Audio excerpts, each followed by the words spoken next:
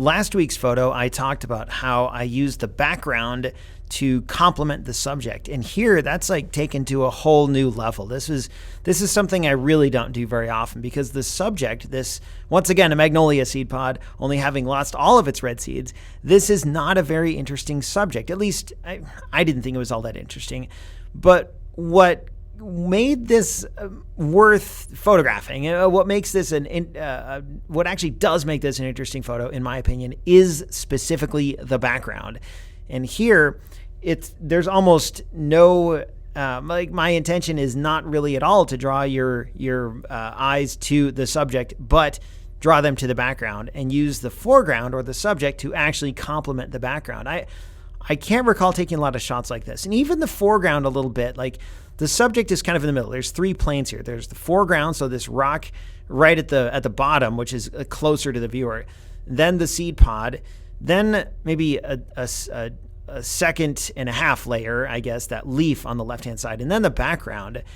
And I specifically wanted the background to do what it's doing in this shot. I didn't think the seed pod itself was all that noteworthy, but I thought if I position myself and moved this seed pod around a little bit, not much, just a few inches, I could get a picture that was really more about what's not the subject, the background in this case. I'm super happy with how this turned out. I shot this with my humble D7100 f1.8 on a 50mm lens.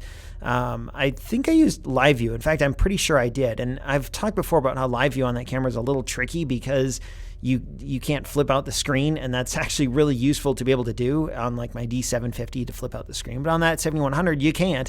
So you kind of have to make do with what you got. And at 2.8, your depth of field is pretty shallow. Or I'm sorry, at f1.8, it's pretty shallow, and so you have to be, well, it's tricky if you're not spot on with your focus. But fortunately, it worked out here, and I had to take a few different versions of this. And I think what I like most about this, besides the background, is that leaf on the left-hand side, which wasn't really planned by me. I didn't even notice that when I took the picture. But in Lightroom, I saw that leaf, and I thought that's just another like little bonus, a little icing on the photographic cake, if you will, to have this cool background with these bushes and glowing sunlight poking through.